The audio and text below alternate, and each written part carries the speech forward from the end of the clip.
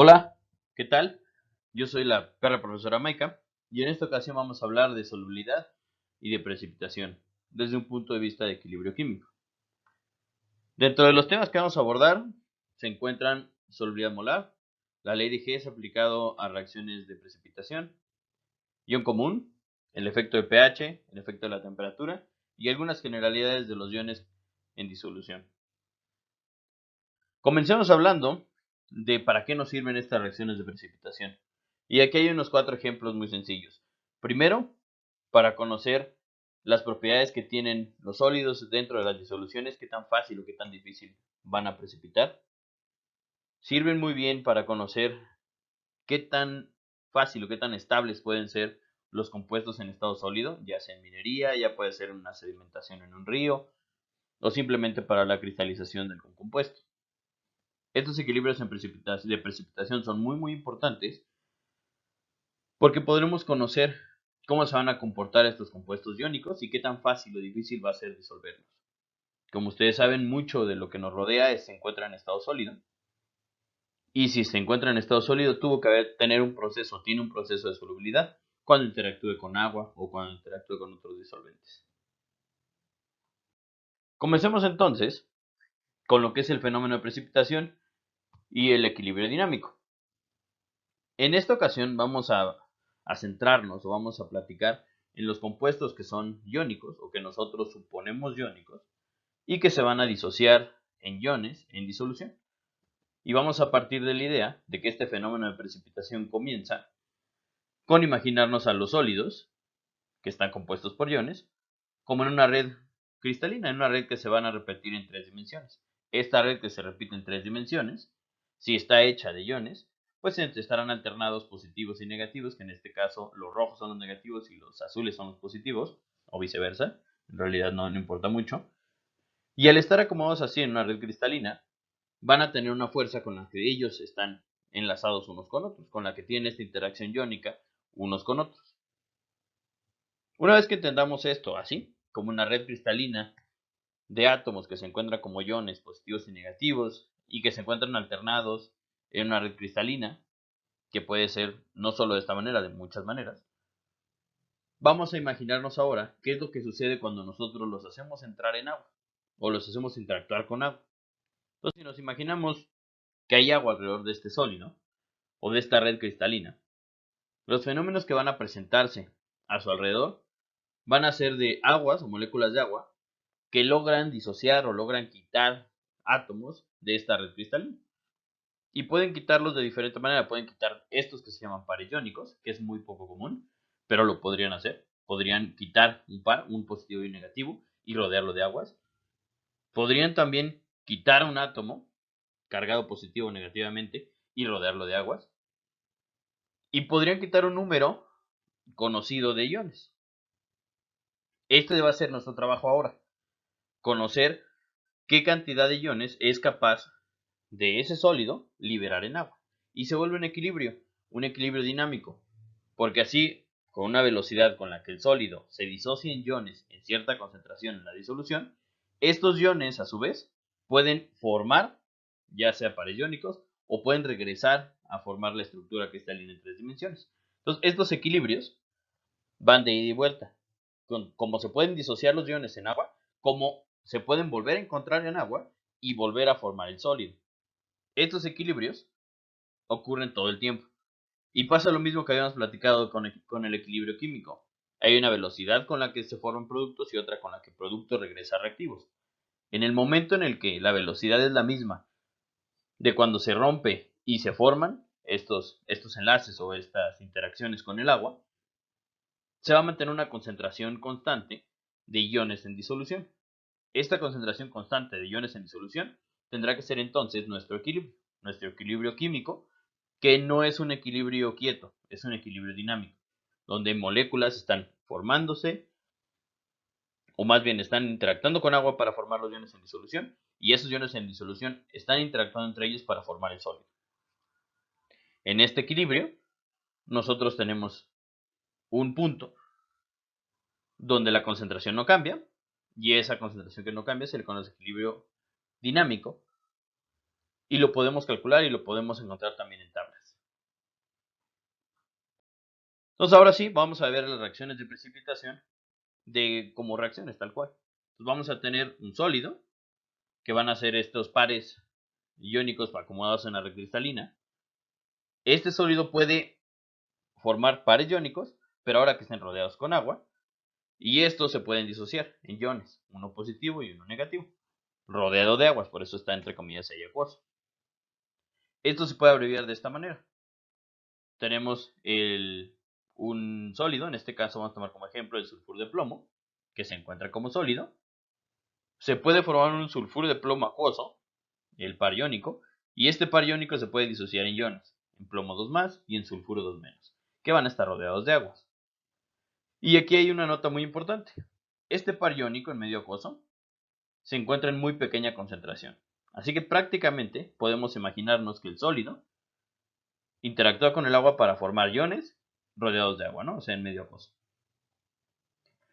Y lo podemos expresar como una ecuación general, como la que está aquí en amarillo. El sulfuro de plomo sólido se disocia en plomo 2+ y en sulfuro 2-. Y si podemos pintar esta reacción para todos los compuestos sólidos que nos imaginamos iónicos y que se van a disociar en iones en disolución, podremos entonces también calcular constantes de equilibrio. Aquí está la forma en la que se puede expresar esta que se conoce como Kps, que es la constante de producto de solubilidad. Para nuestra reacción, que habíamos planteado anteriormente, es esta, sulfuro de plomo sólido que se convierte en plomo 2+ acuoso y en sulfuro acuoso.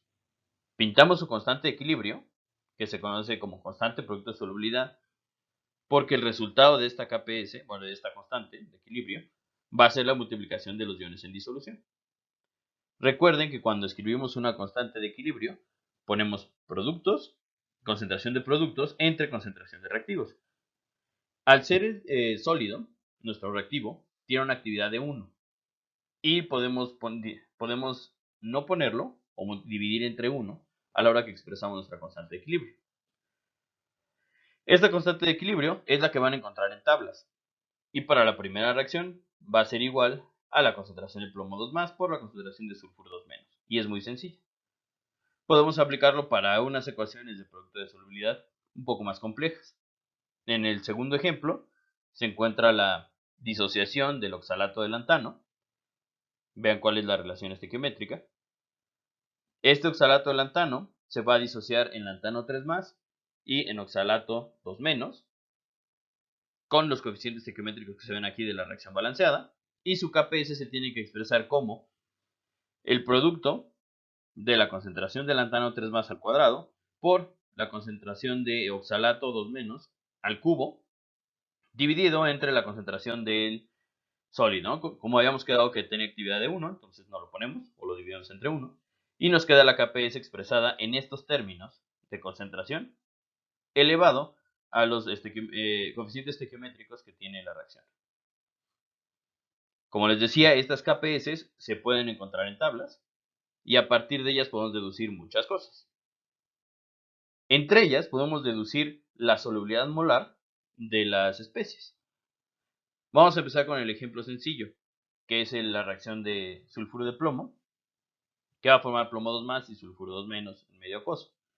Y lo que queremos conocer es cuál es la concentración de plomo y de sulfuros cuando yo pongo un poco de sulfuro de plomo en disolución. ¿Cuánto es la cantidad máxima que puedo obtener de plomo 2+ y de sulfuro 2- en disolución acuosa? Eso es lo que nos preguntamos ahora. Y eso es lo que es la solubilidad molar, ¿no? ¿Qué tanto yo puedo disolver un sólido en agua? Si lo expreso en concentraciones molares, pues se le llama solubilidad molar. Si lo expreso en gramos sobre 100 mililitros, pues será solubilidad nada más. Vamos a hacerlo ahora a partir de las constantes de equilibrio. Deben de considerar como primera nota de que en cuanto nosotros disolvemos un sólido, los coeficientes estequiométricos o la relación estequiométrica de los iones se va a mantener en disolución. Por lo tanto, la concentración de plomo 2+ al equilibrio tiene que ser igual que la concentración de sulfuro 2- al equilibrio. A eso lo vamos a llamar S de solubilidad Y la S de solubilidad puede estar expresada incluso en términos del compuesto, suponiendo que está como un par iónico, ¿no? Entonces la solubilidad de sulfuro de plomo va a ser igual a la concentración que tengamos de plomo 2+ al equilibrio, y va a ser igual también a la concentración de sulfuro 2- al equilibrio. Con esta aseveración algebraica, nosotros podemos hacer este tipo de sustituciones sobre la KPS. La KPS es igual a la concentración de plomo 2+ por la concentración de sulfuro menos. Si sabemos que la concentración de plomo 2+ es igual a la de sulfuro 2-, entonces puedo hacer esta sustitución y la KPS va a ser igual a la concentración de sulfuro 2- por la concentración de sulfuro 2-, y también va a ser igual a esta solubilidad que ya habíamos definido al cuadrado. Porque al igual que la concentración de plomo 2+ es igual a la de sulfuro 2-, pues es igual a la S que ya habíamos definido como solubilidad molar de esa sal. Entonces ahora ya puedo expresar KPS como la S al cuadrado. Y puedo despejarla incluso. Y S va a ser igual a la raíz cuadrada de la KPS. La KPS, como les digo, está en tablas. Y en este caso, para el sulfuro de plomo, vale 10 a la menos 26. Si yo le saco la raíz a 10 a la menos 26, me va a dar entonces 10 a la menos 13 molar. Por lo tanto, la solubilidad molar del sulfuro de plomo es 10 a la menos 13 molar. ¿Qué quiere decir esta solubilidad molar? Pues es la concentración que yo puedo obtener de la sal, o lo máximo que yo puedo obtener de la sal cuando lo intento disolver en agua. Se dan cuenta que para esta sal, que es el sulfuro de plomo, es una muy poco soluble. Es decir, se solubiliza en 10 a la menos 13 molar de ese sólido.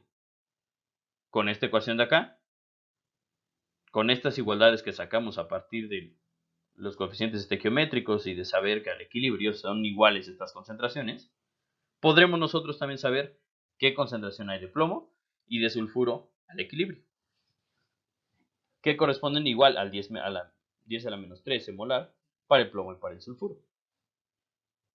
Esta información es de mucha relevancia, porque nosotros ya podremos saber, si yo intento disolver sulfuro de plomo, cuánto de plomo va a haber en disolución y cuánto de sulfuros va a haber en disolución. Y es muy importante para determinar si hay este plomo en disolución, pues entonces puede ser tóxico. Si hay sulfuros en disolución, puede haber una reacción secundaria.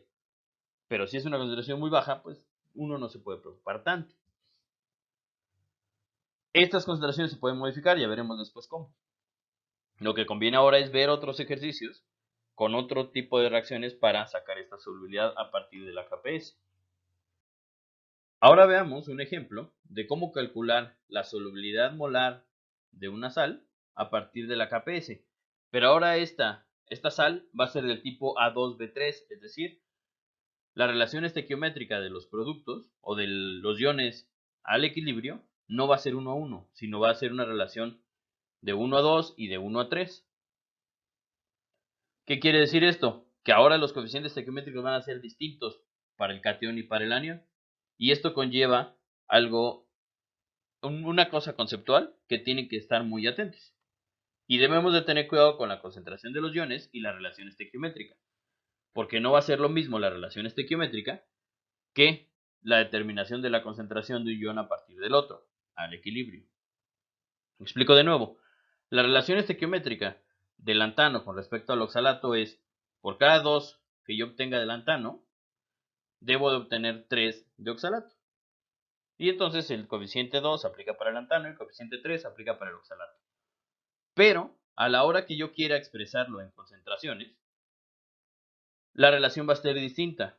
Si yo quisiera conocer la concentración del lantano a partir de la de oxalato al equilibrio, entonces tendría que hacer una relación de por qué tengo que multiplicar el oxalato para que me dé la concentración de lantano. En este caso, yo tendría que multiplicar la concentración de oxalato por 2 y dividirla entre 3 para obtener la concentración de lantano.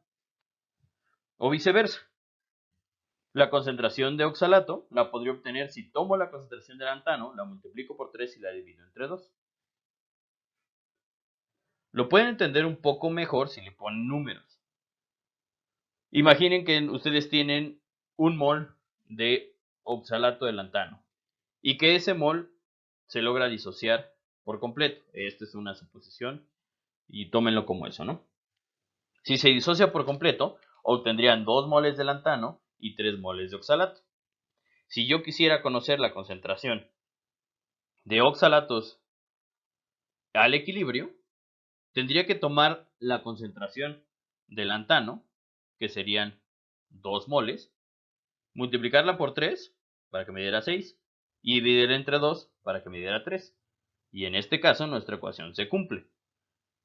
Y yo, para conocer la concentración de oxalato, tendré que multiplicar por 3 y dividir entre 2 la concentración de lantano al equilibrio. Aquí es donde tiene que tener mucho cuidado. Expresar las concentraciones en términos algebraicos para obtener una a partir de la otra no va a ser lo mismo que la relación estequiométrica. En este caso, pues si ustedes quieren conocer la concentración de oxalato, pues entonces tomen la concentración de lantano al equilibrio, multiplíquenla por 3 y dividen entre 2. Esta ecuación nos va a ser de mucha utilidad para lo que hicimos en el ejercicio anterior, para conocer la concentración al equilibrio a partir de la KPS. Y para eso tenemos que expresar ahora la solubilidad de la sal en términos de la concentración de lantano y de oxalato. Es decir, si yo quiero conocer la solubilidad, va a ser igual a la concentración de lantano entre 2 y va a ser igual a la concentración de oxalato entre 3. De aquí ya pueden despejar de estas dos ecuaciones para obtener la de abajo. Si quieren conocer la concentración de oxalato, pues este pasa multiplicando y van a tener la concentración de lantano 3 más por 3 entre 2. Y así obtendrían la concentración de oxalato. Por lo tanto, la concentración de lantano 3 más al equilibrio va a ser igual a 2 veces la solubilidad de la sal. Y la concentración del oxalato al equilibrio va a ser 3 veces la solubilidad de la sal.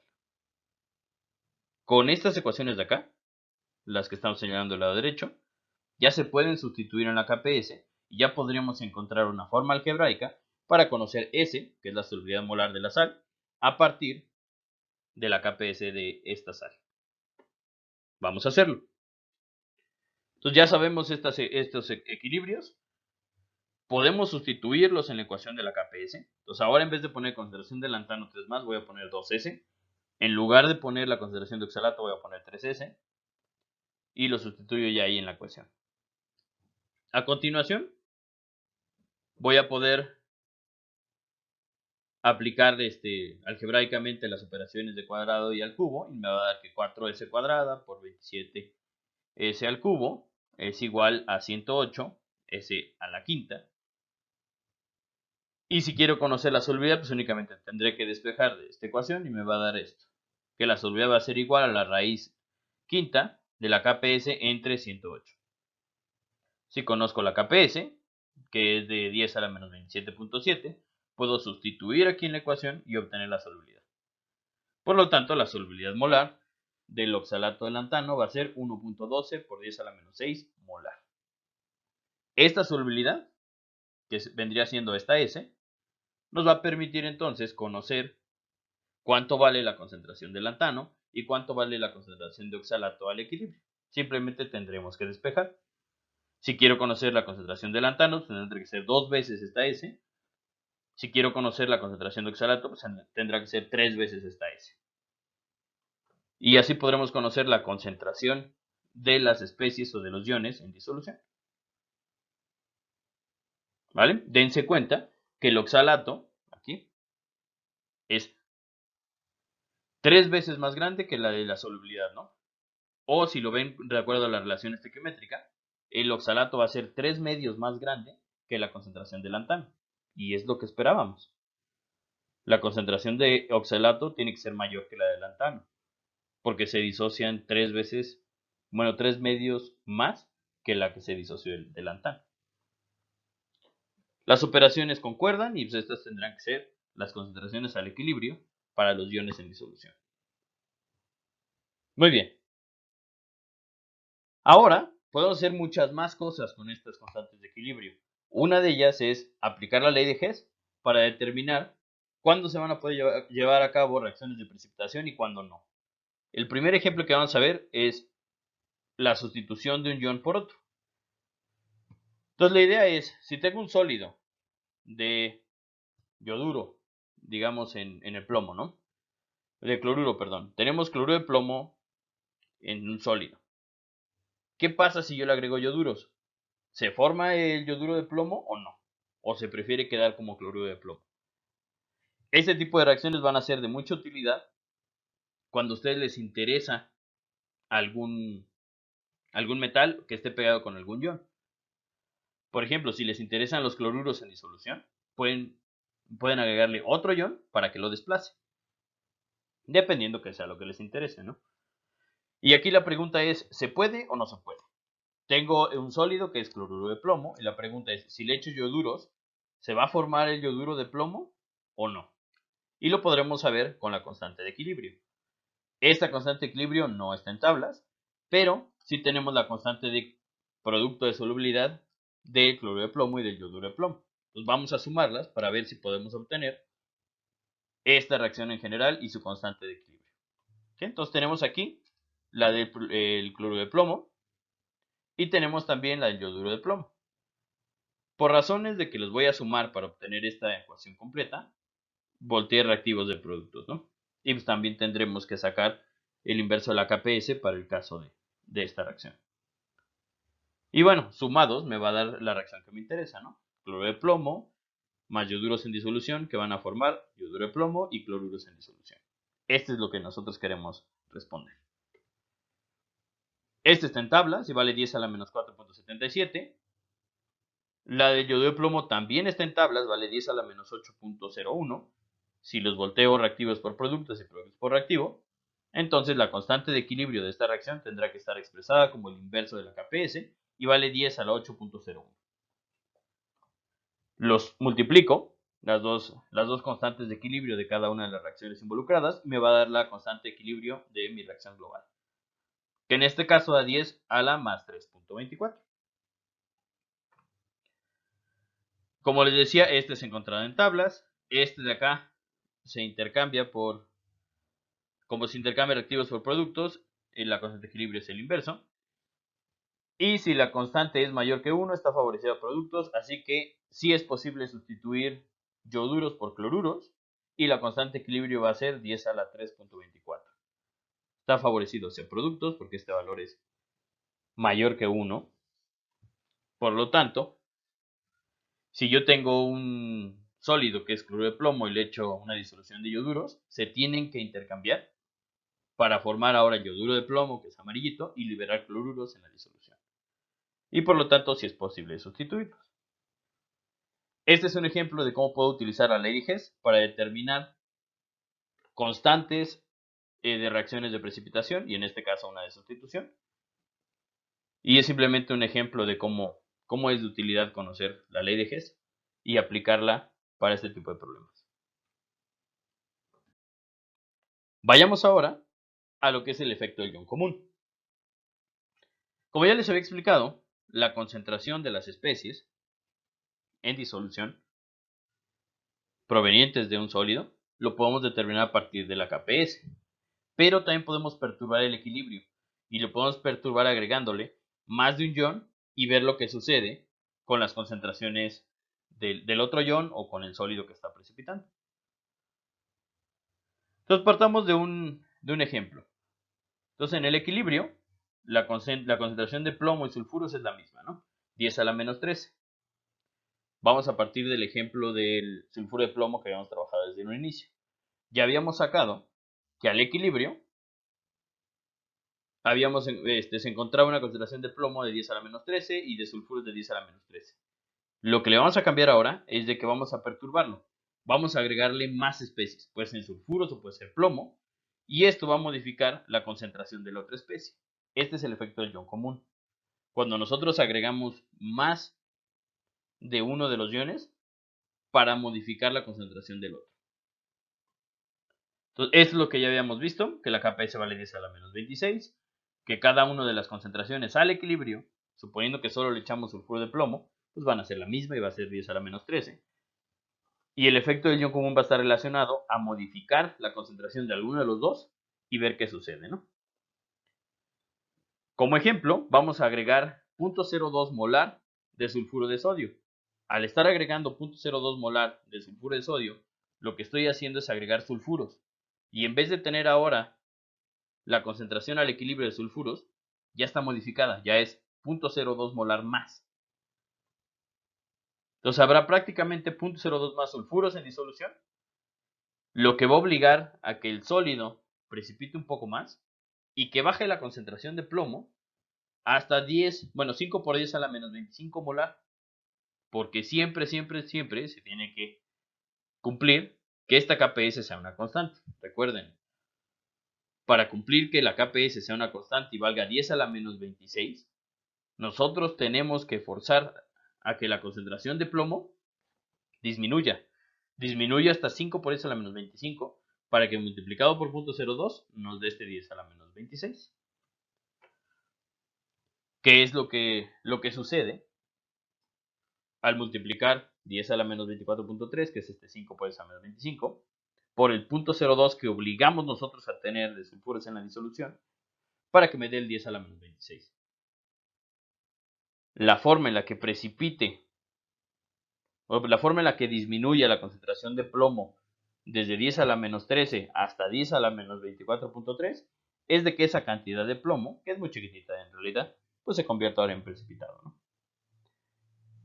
De esta manera, nosotros podemos forzar a ciertos equilibrios a que precipiten más. Si agregamos, en este caso, más sulfuros, obligamos a que precipite más sulfuro de plomo y que la concentración de plomo 2 más disminuya. Y disminuya a cantidades bajísimas. Este es un ejemplo de cuándo nos puede ser de utilidad el efecto ion común para bajar la concentración de un ion que en este caso es muy tóxico, como el plomo, ¿no? Lo logramos bajar de menos 13 hasta menos 24.3, ¿no? Y lo hicimos a través de agregarle sulfuros en forma de sulfuro de sodio a la disolución. Vamos a hacer un ejercicio de efecto de ion común y vamos a tomar al otro ejemplo, ¿no? Vamos a tomar ahora al oxalato de lantano. Y el ejercicio dice esto: ¿qué concentración de oxalato tiene que haber en disolución para que la concentración de lantano 3 sea 1 por 10 a la menos 7? Entonces vamos a ver, vamos a tratar de resolverlo. Ok, entonces este es nuestro problema, ¿no? Sabemos que este es el equilibrio. Acá tenemos el equilibrio del oxalato de lantano. Sabemos que la KPS vale 10 a la menos 27.7. Y lo que nosotros queremos es de que al equilibrio la concentración de lantano sea 1 por 10 a la menos 7. Entonces, la concentración de lantano va a estar fija en 1 por 10 a la menos 7. Acá la tenemos. Y lo que tendremos que hacer es, según la KPS, pues despejar para conocer la concentración que necesitaríamos de oxalato, según esta ecuación. Entonces, con un poquito de álgebra podemos nosotros despejar y sacar la concentración de oxalato, que es igual a la raíz cúbica de 10 a la menos 27.7 entre 10 a la menos 14, que es el cuadrado de 10 a la menos 7. Y por lo tanto, la concentración que nosotros tendríamos que poner de oxalato tendría que ser 2.71 por 10 a la menos 5 molar, como para que el lantano se encuentre en una concentración 10 a la menos 7. Y listo. Es lo que nosotros tendríamos que hacer para aplicar el efecto ion común en una disolución. Así aplica. Y la constante aquí es justo esta, de que la KPS no cambia, va a ser constante. Y nosotros podemos ajustar las concentraciones de cualquiera de las dos especies para que se siga cumpliendo que la KPS tenga cierto valor, ¿no? En este caso 10 a la menos 27.7. Eso es nuestro objetivo. Veamos ahora rápidamente el efecto del pH. El efecto del pH va a estar relacionado exactamente a lo mismo del efecto ion común, pero con hidróxidos o con protones. Entonces ahora, si el protón es parte de nuestro sólido que va a precipitar, podemos calcular la concentración a través del pH. de estos hidróxidos. Y podemos modificar o imponer la concentración de hidróxidos a partir del pH, ¿no? Entonces esto es lo que les platicaba. Yo puedo mover la concentración de hidróxidos con el pH. pH es muy básico, es una concentración alta de hidróxidos. pH bajos, una concentración bajita de hidróxidos. Por esta concentración de hidróxidos, si participa en el sólido que se disocia, pues entonces ya tenemos el efecto del pH en una disolución. Y lo podemos ver como el efecto de ion común. Como ejercicio, o como un ejemplo, vamos a tomar al hidróxido de magnesio. Entonces, este hidróxido de magnesio, en cuanto lo echa en disolución, cierta parte se disocia y la concentración de hidróxidos disociados nos va a dar como resultado un pH. Entonces, lo que queremos saber ahorita es cuál es el pH del hidróxido de magnesio saturado. Sabemos que este hidróxido de magnesio se disocia en agua para formar magnesio 2+ y 2 dihidróxidos, que su pKps es 10 a la .74. Perdón, es 10.74, porque es el pKps. Por lo tanto, su Kps tendrá que ser 10 a la menos 10.74. Y podemos expresar también la ecuación en términos de sus concentraciones, ¿no? 10 a la menos 10.74 es igual a la concentración de magnesio 2+ por la concentración de hidróxidos al cuadrado. Podemos de aquí obtener la solubilidad con la ecuación que ya habíamos visto, ¿no? Sustituyo S por las variables de concentración de cada uno. A la concentración de magnesio le corresponde S, a la concentración de hidróxido le corresponde S. Hacemos un poquito de álgebra, despejamos S, y S va a ser igual a la raíz cúbica de 10 a la menos 10.74, que es el Kps, dividido entre 4. Y por lo tanto, nuestra solubilidad de la sal es igual a 1.657 por 10 a la menos 4. Como ya sabemos la relación de la solubilidad con respecto a la concentración de magnesio y a la concentración de hidróxidos, y sabemos que la concentración de hidróxidos corresponde a 2S, pues entonces nuestra concentración de hidróxidos será 2 veces la solubilidad molar y corresponde a 3.31 por 10 a la menos 4 molar. Si le saco yo el pOH, pues entonces me dará 3.48 y de ahí podemos despejar para obtener un pH de 10.52.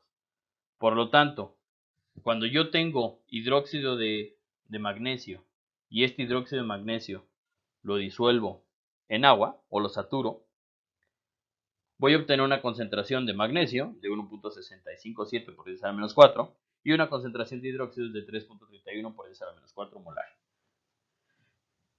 Que es lo mismo, bueno, que si yo lo registro con un potenciómetro, pues me dará un pH de 10.52. ¿Ok? Esto es de lo que partimos. Esto es lo que hay de hidróxidos en disolución. Ahora veamos qué es lo que sucede cuando yo le cambio esta concentración de hidróxidos, que es moverle el pH. Y al mover el pH, pues tendrá que cambiar la concentración de magnesio en disolución.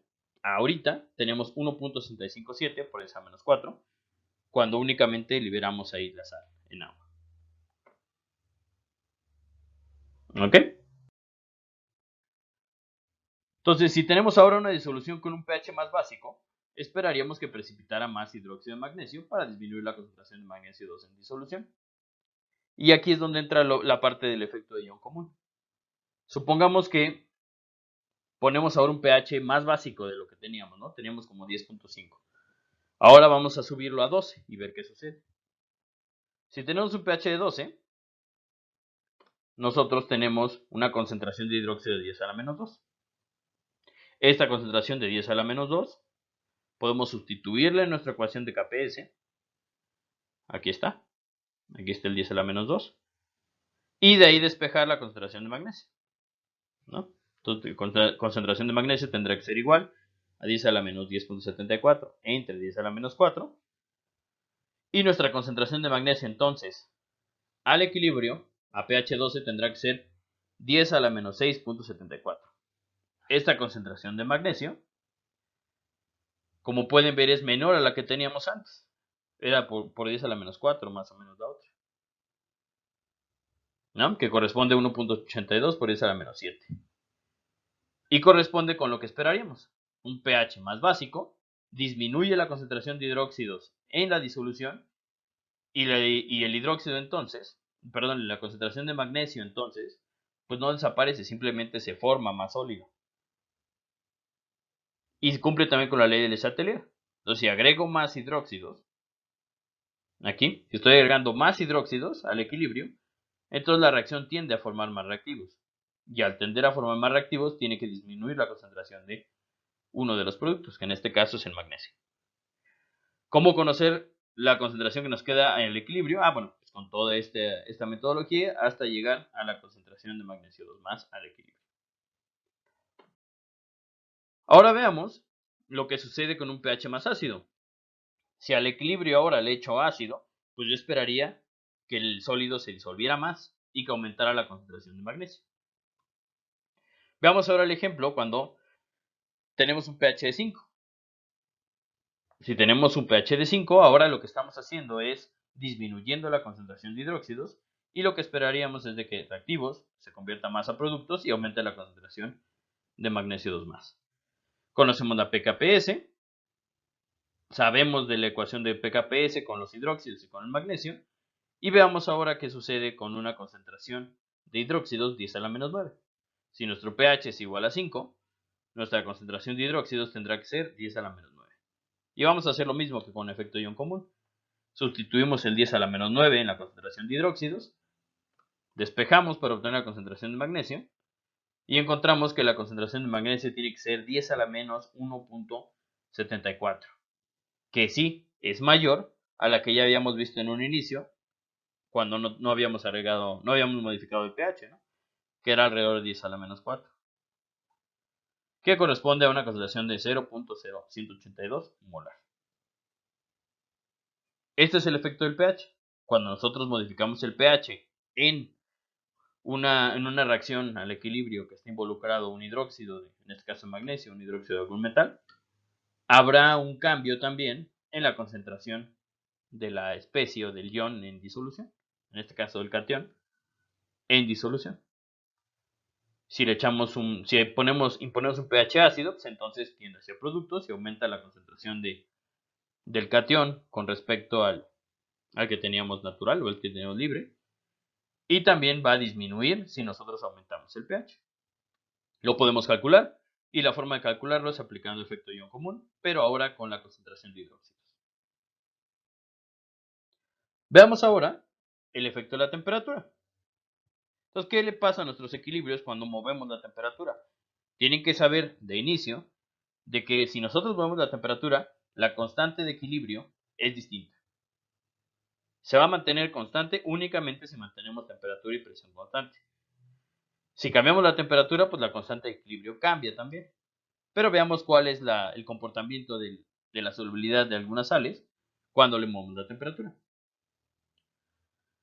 Entonces, sí va a afectar directamente a la constante de equilibrio, y como les había dicho, si se cambia la temperatura, cambia la KPS. Por lo tanto, cambia también la cantidad de iones que tenemos en disolución, y por lo tanto su solubilidad molar o su solubilidad a concentración saturada, ¿no?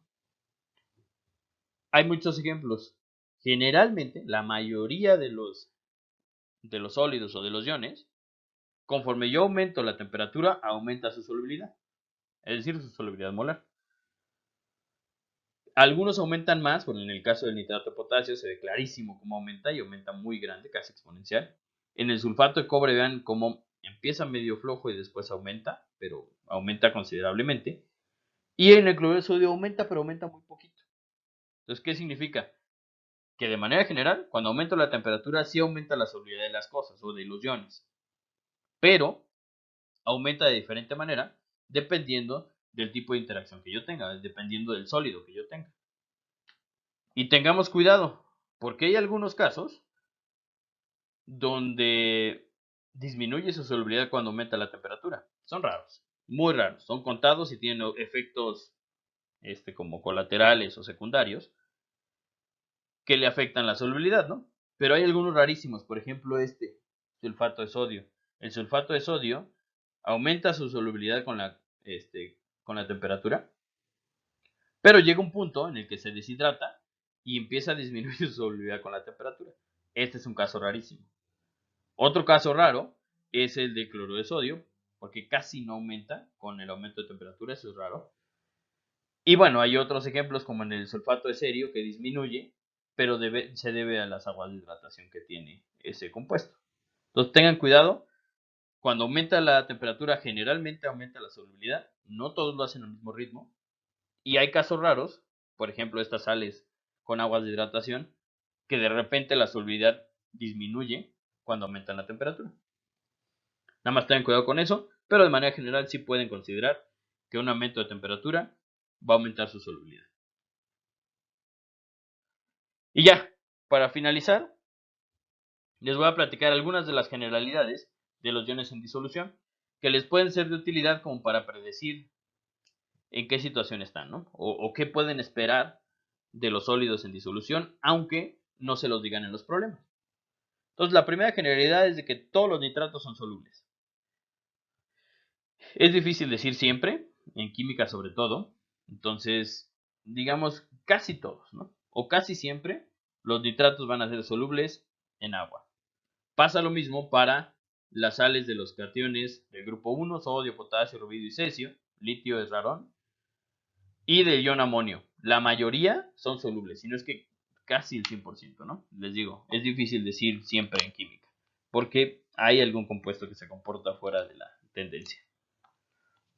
Las sales del ácido clórico y del perclórico son solubles, al igual que las del nitrato. Generalmente, cuando ustedes tienen la base conjugada de un ácido fuerte, tienden a ser sus sales solubles. Y claro, obviamente hay excepciones, ¿no? Pero en general, nitratos son solubles, cloritos son solubles, percloratos son solubles, cloratos también son solubles.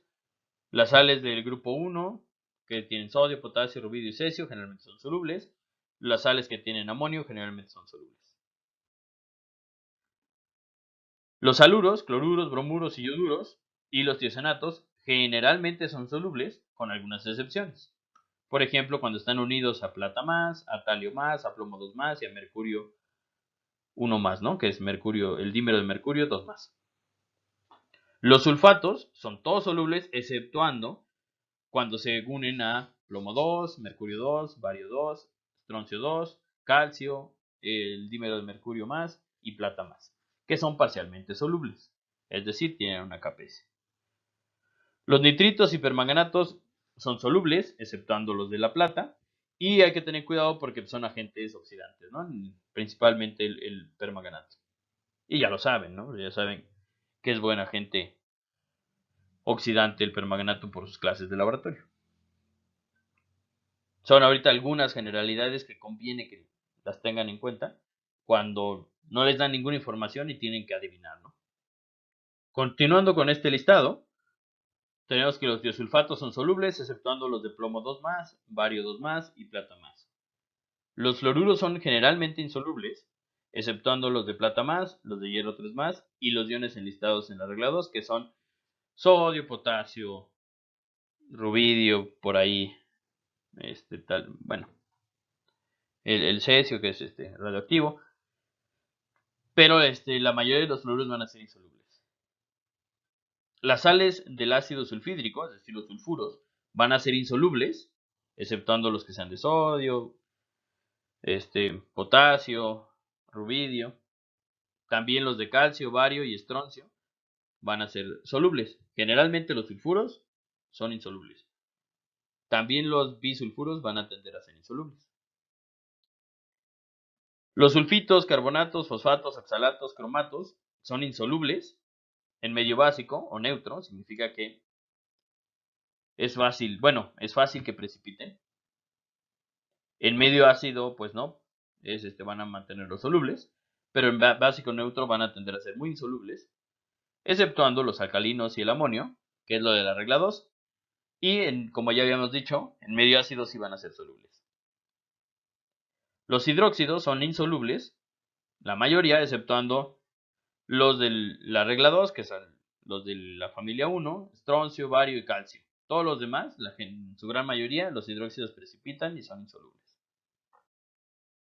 Y por último, cuando forman ustedes complejos, se pueden favorecer la solubilidad de algunos aniones, como oxalatos, sulfitos, hidróxidos. Entonces tengan cuidado, porque cuando formen complejos, pueden favorecer la solubilidad, más si estos complejos son iónicos, ¿no? Ya lo verán cuando se formen complejos, pero si hay complejos, aunque tenga hidróxidos, es posible que sea soluble, siempre y cuando el complejo en su totalidad, es decir, el anión o el catión del complejo, tengan carga.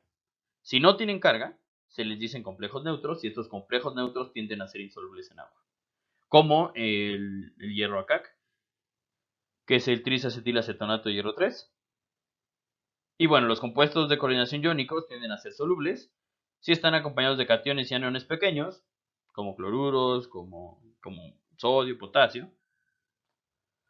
Y cuando son grandes, pues ya no se sabe bien. Generalmente son solubles, pero puede haber casos de compuestos de coordinación iónicos que sean insolubles por el tamaño que tienen, tanto el catión como el anión. Y bueno, estas son generalidades, son 14 generalidades que les pueden ser de utilidad cuando se enfrenten a ciertos compuestos y quieran ver si van a ser solubles o no van a ser solubles. Y por último, les voy a platicar de lo que se conoce como la marcha de cationes para identificar plata, mercurio y plomo en una mezcla. Y este es un ejemplo de cómo la solubilidad nos puede ser de utilidad para identificar especies como plata, mercurio y plomo que están mezcladas entre sí. Esto se conoce como marcha de cationes y es una serie de experimentos que se hacen para identificar si tienes plata, si tienes mercurio y si tienes plomo en una mezcla de estos tres. Hay marcha de cationes para otro tipo de sales y depende de qué reacciones tú puedes hacer para ir descartando cada uno de estos iones que se encuentran en un sólido, que se encuentran en una disolución. Vamos a comenzar. Recuerden que es un ejemplo nada más y que tenemos una mezcla de plata, mercurio y plomo y queremos ver si tienen plata, mercurio y plomo. Cabe la posibilidad que nada más tengan mercurio y plomo, que nada más tengan plata y mercurio o nada más plata y plomo. Entonces lo primero que tenemos que hacer es agregar ácido clorhídrico 2 molar para precipitar los tres cationes en su forma de cloruros. Estos tres iones podrían estar incluso en un sólido, ¿no? En un sólido de sulfuros. Pueden estar en diferentes formas, ¿no? Y esta es una metodología para identificarlos. Entonces, lo primero que hay que hacer es disolverlos en 2 molar para que los tres estén en una disolución de cloruros. Lo segundo, vamos a lavar la disolución con agua caliente y filtrarla.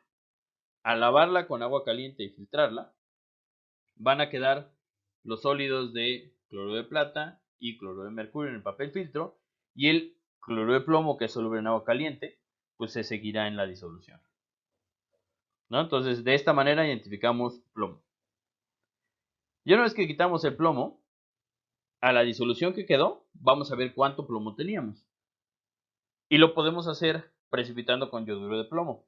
Como ya vimos en un ejercicio, el yoduro va a poder sustituir al cloro y al ser más insoluble, pues entonces precipita un sólido color amarillo que es el yoduro de plomo. De esta manera, identificamos si hay plomo o no. Recuerden, cabe la posibilidad de que no hubiera plomo y que el agua caliente no tuviera nada de plomo. Si tenemos plomo, entonces precipita en forma de un precipitado color amarillo y ya sabrán que tiene plomo. Incluso si lo pesan, podrán saber cuánto. Sobre ese papel filtro van a agregar amoníaco, 2 molar, para formar un complejo de plata que va a ser soluble en agua, este de aquí. Y en el papel filtro les va a quedar mercurio con una coloración gris, negra o blanca que tiene que ver con los sólidos con mercurio, ¿no? Incluso puede aparecer mercurio elemental. Y de esta manera identificamos mercurio. Si no aparece nada en el papel filtro, pues entonces no tiene mercurio. Y finalmente, ya podemos identificar la plata si en la disolución le agregamos otra vez yoduro de potasio y se forma un sólido color amarillo claro. Entonces en la disolución pueden identificar si tienen o no tienen plata agregando yoduros. Y listo. Esta es una forma en la que las constantes de precipitación o las constantes de producto de solubilidad les pueden ser de utilidad para identificar a estas tres diferentes cationes que se encuentran mezclados en una disolución. Se llaman marchacationes y hay marchacationes para diferentes mezclas. Y por el momento es todo. Como vieron, es bastante información. Hay que masticarla y hay que tratar de entenderla lo mejor que se pueda. Por el momento es todo. Yo me despido, soy la perra profesora Maika y les deseo que les vaya muy bien con los equilibrios de precipitación. Bye.